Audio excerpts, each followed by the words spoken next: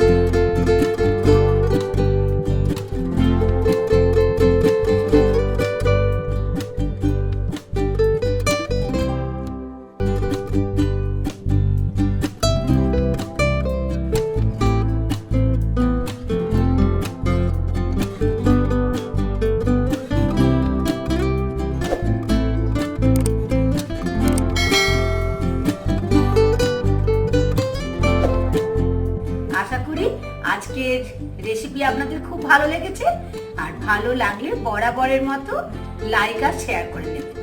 আর যদি নতুন বন্ধু হয়ে থাকে আমার চ্যানেলটিকে সাবস্ক্রাইব করে নেওয়ার অনুরোধ থাকলো। আজ এই পর্যন্ত বন্ধুরা, থ্যাংক ইউ।